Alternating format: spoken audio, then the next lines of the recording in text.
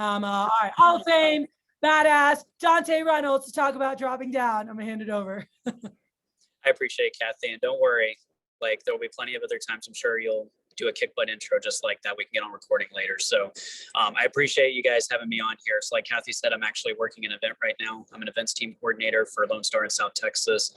And the thing is that, I mean, if you guys sell enough this summer, you guys will probably get an opportunity to do what we do on a higher level. So basically work super hard your first summer, and we'll go into all sales qualification stuff later. But main thing is bust your butt this summer so that way you can work events in the fall, because that's like the next step of learning how to sell Cutco.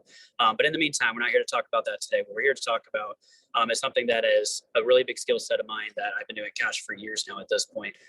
So for a lot of you guys, obviously I haven't met before, but Kathy gave that rock solid intro. I've been with Cutco for such a long time, work with some of the best salespeople in our business. And I do these things called workshops, and these workshops are designed basically to reaffirm the fundamentals of what it means to be a stable and growing representative. So I'd imagine most of you guys here on this call here today are probably in your first summer. Some of you guys have been here for a couple months, a couple weeks. Some of you guys might be in your fast start right now. So who knows where you guys are at.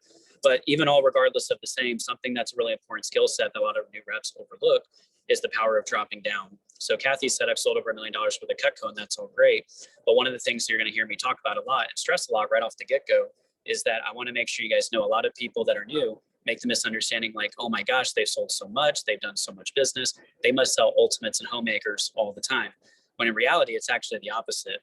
Granted, we do sell a lot of those sets because we've been around a while, but you'll notice if any of you guys get an opportunity to ever watch us sell or do field training or whatever it may be, you'll notice that what we're really good at is dropping down. We sell a lot of galleys, a lot of starter sets, and a lot of 5-piece specials. So something I want you guys to make sure to take away here from today is just learning how dropping down is so simple. This is one of the things I noticed with new reps. Like some of you guys are great at selling homemakers. Some of you guys are great at selling pieces on like every order. And some of you guys might sell some of the middle level stuff. But you know a good way to figure out if you're dropping down right? If you sell galleys, starter sets, and 5 pieces. If you sell a lot of big stuff and a lot of small stuff, but not a whole lot in between, that's usually the red flag when you know you need to make some work on this. So that's what we're going to talk about today. So I went ahead and I put my notes in the chat box there for you. If you guys haven't done so, go ahead and pull that up. So that way you can follow along. I'm going to go and pull it up here on my phone.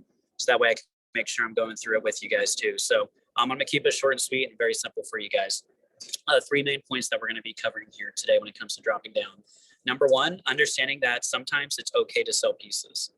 I know that sounds kind of backwards, right? Because during your training, you're only taught how to sell homemakers and sets, and that's what you want to go for. And of course, that's all great. But the main point I want to drive home with you guys is it's okay to sell pieces sometimes because you don't want to wear your emotions on your sleeves.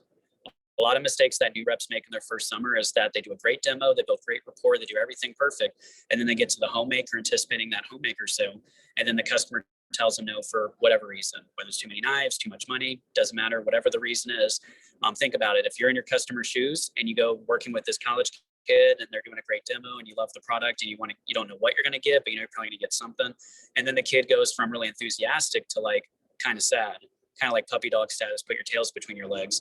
If you're in your customer's shoes, are you going to be more likely or probably less enthusiastic to probably buy something after that? I would imagine probably less, and we don't want that to happen. I'll go into more details on that here pretty shortly. Second thing we're going to talk about here is going to be understanding that it's affordable to all customers. And what I mean by all customers, I don't mean like your 18-year-old friend. I mean, just like how Mike was talking about a second ago, Mac customers. A Mac is someone who's married, over the age of 30, C is CASA for house, full-time job, you know. Basically, someone who's just an average mom and dad type person, which the country is full of those people. It's kind of weird. I started selling Cutco when I was 19 years old in college. I'm 31 years old. I'm married, have a dog in the house and everything. I'm super boring now. All right. That's just kind of how it goes. And the funny thing is when I was 19, my goals are a lot different than they are now, but the way I see money is different too. What I started realizing is $100 when I'm 19 years old is like I'm on top of the world. $100 when you're 31 years old ain't nothing.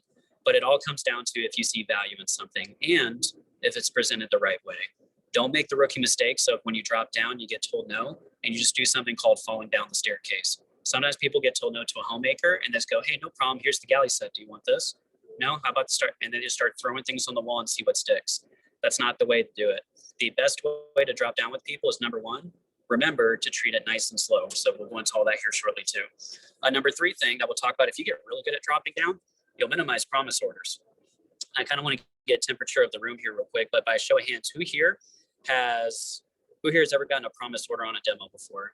where they say, I like it and I want it, but I'll get it next week, or I'll get it next month, or something like that. A lot of you guys, by the way, I've been selling Cutco over 10 years. You think I've gotten that? You guys have gotten like every objection in the book, but it's okay. But the way that you minimize those promise orders is by being good at dropping down as well. So let's go and get into the first part in detail. First part I was saying is that it's okay to sell pieces and small sets.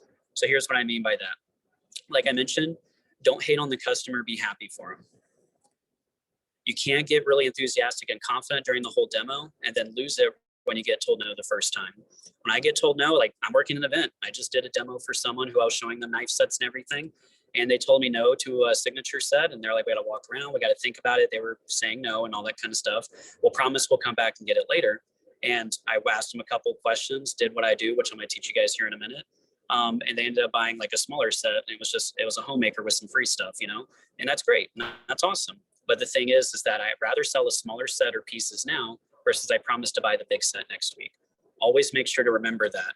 They may intend on buying that set for you, but the reality is once people finish that demo with you, parents have a million other things they do. They got to do things with their kids. They got errands to run. They got work job things to do, the whole thing. And sometimes people just blatantly forget. And it's not their fault. It's happened. It's part of life. So here's what I would tell you. Don't hate on the customer, be happy for them. So when people tell me no, my initial response to them, because you guys ever notice when you get told no to a homemaker, they don't just go, I'm just going to pick someone here, Abby. It's like, they don't just look at Abby and go like, no, Abby, we don't want it. They don't do that. They say, well, Abby, we really like it. He did such a great demo and everything. This probably sounds familiar to you guys so far. This sounds so great and the product's so awesome, but I don't think we can really do it right now because of all of these reasons. And no matter what all of these reasons are, once they tell me for about 3 to 5 minutes about why they can't do it, always my initial response to someone is to say, hey, no problem, Abby. That's totally cool. Hey, no problem, Mrs. Jones. That's totally cool. No big deal at all. I want you guys to put yourself in your customer's shoes in all seriousness. Imagine doing that whole demo and then you told the rep no for whatever reason. You still want Cutco, but maybe that set doesn't make sense for you for whatever reason. If you tell them no and they go, yeah, hey, no problem, Mrs. Jones. That's totally cool. How does that make your customer feel? Does that probably make them bummed out, or does that probably make them feel more comfortable with you? Obviously more comfortable. And that's what we're trying to do. We want them to feel okay telling us no. So that way the next set that we show them, they're more likely to say yes. Hopefully that makes sense to you guys. I did a little bit of math for you guys too. You guys realize what's today, Tuesday. So the beginning of the Cutco week from now all the way until Monday, let's assume that you sold no block sets for the whole week. The whole week, you only sold starter sets and 5-piece specials. And that was it. No galleys, no homemakers, no big sets, nothing. You guys do realize that even if you sold no sets, but you got really good at dropping down, if you just got 5 orders this week and that was it, and your average order was around $300, that still puts you at $1,500 for the week. I would say that's a big one. That might be more than what some of you guys sold last week. That might put you guys over your first promotion. That might put some of you guys to your second or third promotion. Who knows, wherever you guys are at. So I want to make sure to stress the point that the little orders add up. So don't overlook the big sale of not getting it this time. 5-piece specials, those are all great. They add up very quickly. One last note I have on this section is pretty easy. Whenever you get an objection, 100% of the time, it's either too many knives or too much money. It's always one of the two. But Dante, they said they got to talk to their spouse about it. I get that sometimes. What I want you guys to remember is that whenever you get an objection, it always filters into one of those two things. And that's the beautiful thing about Cutco is every time you drop down, it's less knives for less money. So I'll get into all that here in just a second.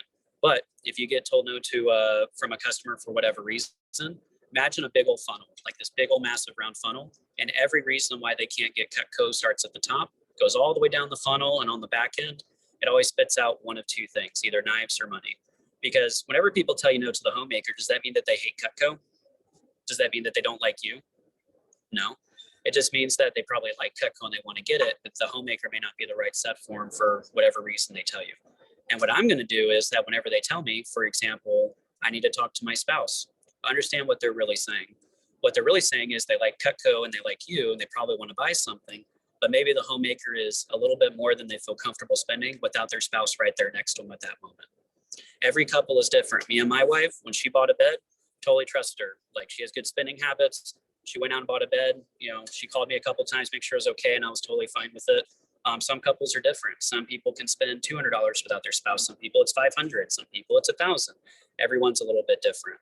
So always make sure to remember, they're not saying they don't want to buy Cutco. They're just saying that first set you showed them is a little bit more they can do without their spouse with them. And that's okay.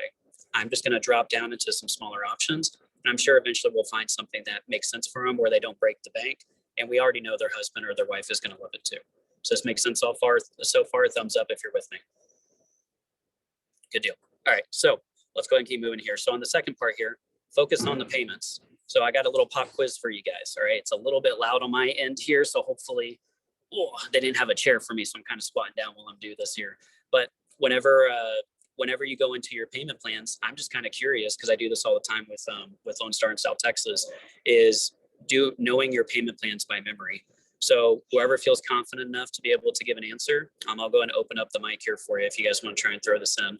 What's the minimum someone has to spend in order to do 5 monthly payments? 400. 400. Awesome.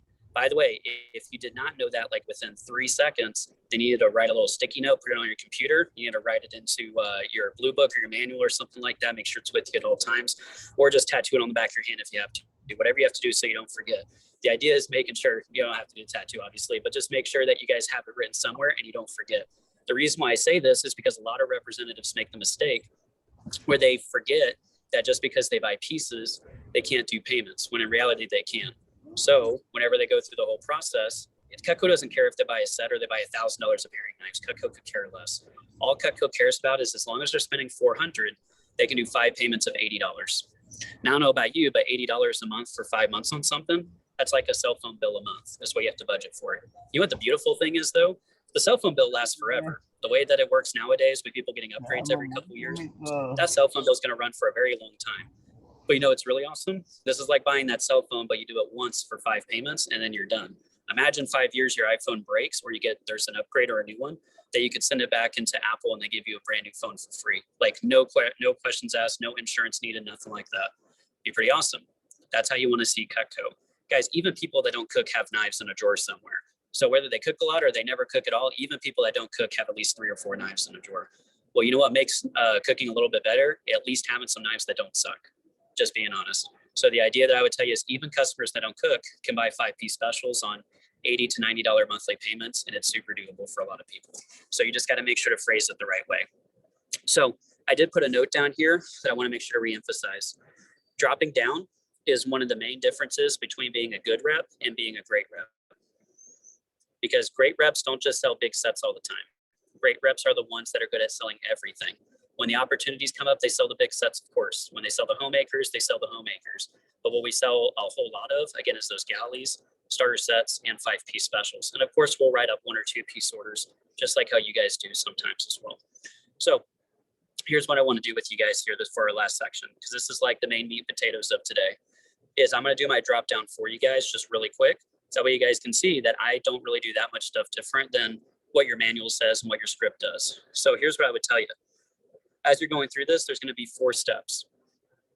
4 steps. Okay. Now, before we get into those steps, always make sure when you drop down, you need to make sure to maintain your enthusiasm. Again, don't be sad because you get told no to a homemaker. It's not a big deal. Like, always make sure to be enthusiastic, be confident while you drop down. It's kind of like when you go to a restaurant or something, you have the good waitress and the bad waitress. The good waitress is like bubbly and like asking what you need and is always attentive and staying on top of what you're doing. You have great experience, you feel good about yourself, and then you're probably going to give a bigger tip, right? You guys ever been to the other place where they have the bad waiter and the bad waiter is like grumpy and just doesn't want to be there for whatever reason? You can just get that vibe, you get that feeling. It's the same thing. You're probably not going to give a big tip and you're probably not going to be very inclined to want to come back unless you've been there before already. And that was just a bad experience. So you want to treat it the same way whenever you're dropping down. Always maintain your enthusiasm and always make sure to maintain rapport. So I'm going to go through these 4 steps with you guys really briefly. And then what I'll do as I go through each step, I'm going to pause. I'm going to explain why I'm going through that step, basically why I'm saying what I'm saying at that moment, so you guys can understand and stay on the same page as me. Okay. So let's say that Kathy is my customer. All right. And don't worry, Kathy will need to be involved. I'll just use you as the example. Let's say I go through the whole demo with her and everything's going great. We cut food, went through the whole thing, and I'm on the sets and we're on the homemaker set. And I get all the way up to that very moment. I ask for the order. And let's say that she says, yes, great. Awesome. High five and a fist bump, homemaker in the bag. Now, if she says no for whatever reason, this is when I'm going to start my steps. So let's give an example here. Let's say college tuition. let's do college tuition. So let's say that Kathy has 2 kids that are older and they're in college. And let's say that college ain't cheap, obviously. And that's like her main objection. So I ask her for the homemaker. She says no. And she's going to probably say something along the lines of, man, I would really love to, Dante. These knives are awesome. Did a great demo, blah, blah, blah, blah, blah, so on and so forth. I'd really like to, but I can't because I have 2 kids in college right now. And I got to pay for their tuition, room and board, and so on and so forth. I'd really like to, but I can't because of that reason. So before we get into this, I want you to pause for a second. Remember, it's always one of 2 things. She doesn't hate Cutco. She doesn't hate you. It's just the homemaker maybe is a little bit more than she wants to spend right now because she has 2 kids in college. So remember, whenever people get an objection, remember, it's always knives or money. Is it too many knives? No, it's a money objection. So when people give me that objection, I'm just going to remember it. And I know whenever time I drop down, I'm just going to be focused on checking both those boxes. If she's going to use most of the knives in that set and the money makes sense for her and she likes it, she's going to use it. There's not a lot of reasons why I can think of she wouldn't get it. And that's when you know you have a sale, by the way. If they like it, they're going to use it, and they can budget it, then it makes sense. And that's when you get a yes. Selling Cutco is super easy and super simple. Don't overcomplicate it when it doesn't need to be. So whenever she gives me all the reasons why, here goes step number 1. My first thing that I always tell people is, hey, no problem, totally cool. Hey, no problem, Mrs. Jones, that's totally cool. I get that. They feel at ease and they feel comfortable with me. They're like, oh, quote, he's not just trying to sell me a big set of knives. They tell me no, hey, no problem, totally cool, no big deal.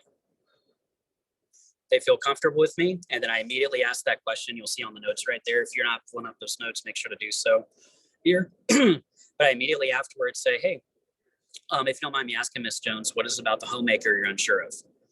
Which I believe is right out of y'all's manual, which, by the way, the manual is king, by the way. Y'all script on your virtual demo, your in-person demos and stuff. All that stuff is taken from people like me to make your life a lot easier. So make sure you follow your manual because that's what we do. And so here's what I would tell you is that I ask him that question because I just want to make sure that that's the real reason.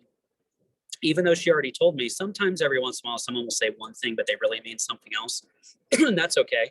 But 9 out of 10 times, she's probably going to tell me the same thing. And that's okay. Now I know money is the real issue. Not a question of quality or anything like that. So now that she tells me the same reason, I'm going to go to step number 2. Step number 2 is clarify and repeat back to the customer. So here's how it would sound. Gotcha, Kathy. That makes sense. So just to clarify, you're saying that you really like Cutco and you would totally use this set. It's just maybe a little bit more than you feel comfortable spending right now because you have 2 kids in college and college ain't cheap. Am I hearing that right? And then she's going to give you some sort of confirmation. She's going to say yes, or she's going to nod her head or something along those lines. And that's all we're looking for. So the reason why I'm doing that is I want the customer to know that I'm listening to them. They gave me a reason why they couldn't do it, and it's totally fine. All I do afterwards, excuse me, got a little something in my throat there. I tell them that's totally fine. I clarify exactly what they told me. That way they know I'm on the same page as them. Everyone following with that? When you're building rapport, by the way, it's not just at the beginning, it's throughout your whole demo. So I always make sure to clarify and repeat it back to them. So that way they know I'm on the same page and I'm listening. So let's go to step number 3. So now that they've nodded their head and said yes, and they know I'm listening, that brings me to my next part. Gotcha, Kathy. So that totally makes sense. You notice how I say insert reason? You can use that for pretty much anything. So here's how it sounds for this one. Gotcha, Kathy. So that totally makes sense. Now I'm a little bit younger. I'm only 19 years old, so I don't have kids in college yet and have to go through all that. So that totally makes sense, though. If I was in that position, though, I would probably feel the same way. Now ask yourself this: why do you think it's really important that you say that back to her to make? Sorry, guys, I had done some water a little bit before I got on here, but something got in my throat right there. Anyways, ask yourself this question: why do you think it's really important to say that makes sense and to let her know that everything she told me was okay? To make her feel very comfortable and to keep building that trust with me. She knows, again, I'm not just trying to quote unquote sell her a big set of knives. I'm understanding where she's coming from. And it could be anything. It could be buy a new truck. I just bought a new roof. I just bought whatever. It doesn't matter. It's like, hey, I'm 19 years old. I've never bought my own roof before. But if I was in that position, I'd probably say the same thing. Hey, I'm 18 years old. I've never bought my own big truck before. But if I was in that position, I'd probably say the same thing. Do you guys see how that's really easy to like put in there? So the reason why you want to say that is that way, again, they know that you're listening and they feel understood. Very powerful thing. Now, this brings me to my last part, which is step number 4, which is build up and then drop down. So here's what I mean by that. Every time you drop down to the next set, you have to make sure to build up the excitement before you show it to them. A lot of people do the opposite, and I don't want you to do that. A lot of people, they'll show the galley and then they try to build up why it's cool, which all the stuff in there is going to be very helpful and you should follow that. The thing I would tell you is though, is that you want to make sure to give them one key line before you show them the galley. So here's how it sounds. So by the way, just so you know, and this is step number 4. So by the way, just so you know, Kathy, we actually do have a set that's a little bit smaller than this one. It's a few less knives for a lot less money. And based on what you're telling me, I think it might be a better set for you anyways. Do you mind if I show it to you real fast just for fun? By the way, I know I don't have that written down anywhere with it. It's just so natural to me because I've done it for so many years. But I want you guys to know about how simple it was to go from the homemaker to the galley. So I'll do it again because I know it was a lot. So by the way, just so you know, it's very casual. So we call a transition line, by the way, go from one thing to the next. By the way, just so you know, we do have a set that's a little bit smaller than this one. It's a few less knives for a lot less money. You'll notice that doesn't matter if it's a money objection or a knife objection, it checks both those boxes. That's why it's beautiful and it's really easy to drop down. A few less knives for a lot less money. I think it might be better for you anyways, based on what you're telling me. Do you mind if I show it to you real fast, just for fun? You guys notice that I asked, do you mind if I show it to you versus saying, here's the galley? Because if you just throw it at them, like you'll sell galleys, but you'll probably do a better job with it when you just ask permission before you show it. And by the way, what do you think like everyone's going to say? Sure, yeah, you can show me. And that's all we care about. Do you mind if I show it to you real fast, just for fun? The reason why I say just for fun is I don't want people to feel like they have to buy it from me just by looking at it. I want customers to know it's a very casual thing. Hey, do you mind if I show it to you real quick just for fun? Sure, you can show it to me. Awesome. And now they're excited to see the galley because I've built up why it's such a great set. Like, you know, I've built up some anticipation for it. Now they want to see this brand new set that they haven't seen before. And they're just like, what is this mysterious set that's better for me now? And then when you flip the seat over and you show them the galley, then you can highlight the differences, highlight Consumer's Digest and all that good stuff like the manual does, show them the payments, the free stuff, and then you're good to go. Now, here's what I would tell you. One of the key things, every time you drop down to something smaller, you have to give them a reason why this is a better option than what do you call it? Than the set that was right above them. So for example, when you go from the homemaker to the galley, the easiest thing to do is to sell them off the pieces that have come in it, which is the butcher knife, the carving set, and 2 of the table knives. So here's how it would sound. So by the way, just know, Miss Jones, as you'll see, it's very similar set to the homemaker. Basically, all we do is we take out a couple of the pieces, really don't use every day. The butcher knife is great, don't get me wrong, but most meat comes pre-cut nowadays. We don't really do pigs and chickens like we used to. The carving set is awesome, don't get me wrong, but we really only use it a handful of times a year. And then with the table knives, it still comes with 6 versus 8, which most people honestly tell us 6 is enough for most families. Can you guys see how the galley set makes a lot more sense now? And that's why you want to promote it in that way. Now, going from the galley to the starter sets, the easiest way to promote that one is number 1, use the name starter set. The great thing I like about these, Miss Jones, is that they're called starter sets, which they're great for first-time customers just like y'all. They all come with about 5 pieces each. They come with a block or a storage tray to keep them in. And then some of them have the option for table knives. And the great thing is you can still do it over payments and maybe get something for free. And then they pick a starter set, and that's the one that you focus in on. Show them the amount, the payments, the free stuff, and then you're good to go. Now, here's one caveat I would tell you about the starter sets. You got to make sure that while you're showing it to them, that you remind them, hey, the great thing about this with Cutco is that even by doing one of these starter sets for now, you can try it out and see if you like it. And if you ever want to get more, you can actually upgrade your set to a bigger size later and just pay the difference to move up. By the way, most knife companies don't offer that. That's why you want to make sure to bring it up to them. You want to minimize promise orders. You let customers know it's okay to start small, fall in love with them, and then you can upgrade and just pay the difference later to move up. Once you start doing that, your promise orders start washing away pretty quickly. Cool. And then the last one here is the 5-piece special. So going from the starter sets to the 5-piece, really easy. So the great thing about this, Mrs. Jones, is that what I like about this is actually the only option that we offer where you can actually customize your own set. Basically, we take out like the block and the table knives and all the extra stuff, and we just minimize it down to 5 pieces that you would actually use. So just out of curiosity, what are 5 knives that you would actually use? And you're gonna get one of 2 types of people. One customer is gonna be very decisive. They're gonna go 1, 2, 3, 4, 5, add it up, 5 payments, free item. There you go, on to your next one. And then you'll have a second type customer who will pick out like 2 or 3 things and then they'll get stuck, meaning that they want to buy Cutco, but they don't really know what to buy. By the way, that happens to a lot of people. When I bought my refrigerator, I didn't know what fridge I was supposed to buy, but the salesperson there was really good and they helped me pick out which one that made sense for us. It's the same thing with this too. If you ever get someone that's stuck, you just ask them a question saying, hey, just out of curiosity, do you mind if I make some recommendations for you? What are they going to say? Yeah, what do you recommend? And then you literally pick out the knives that they should buy. Always make sure to keep the ones they already want, but then just recommend some other ones they should probably have too. The paring knives are great, but they probably don't need 5 paring knives. So make sure to get some variety in there. Show them the 5 payments, show them the free item, boom, on to your next one. Pretty easy. So that's what I got for you guys for the time that I'm allotted for. I know I went just a little bit over my time there, but I wanted to make sure you guys got some good nuggets there. And so I'm going to need to go back to my booth here in just a hot minute. So, but if there is a question or two,